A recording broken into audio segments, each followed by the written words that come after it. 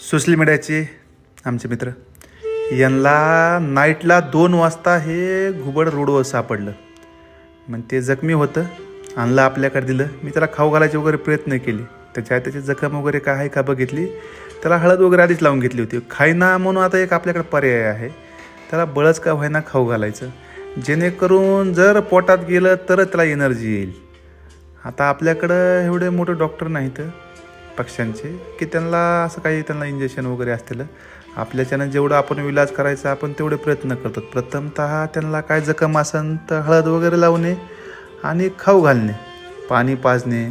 ह्याच्या व्यतिरिक्त आपलं काय डॉक्टर नाही तर आपण पोलीस आहेत, आपल्याला वेगळं शिकवलं जातं आहे. आपण सध्या वेगळं करायला लागलोत. पण कुणाची का होईना मदत करायचे प्रयत्न करायचे.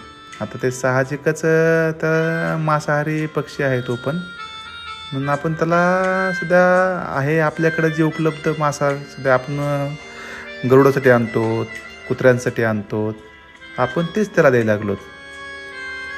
आपली इच्छा आहे की त्यांनी लवकर दुरुस्त व्हावा आणि पुन्हा निसर्गात भरारी घ्यावा. भारी आहे ते. पूर्ण असं तोंडामध्ये असं मी यूट्यूबला वगैरे बघितलेलं आहे की पूर्ण तोंडात असं घासला पूर्ण घास घेते, तोंड मोठं करते आणि गिळून घेते.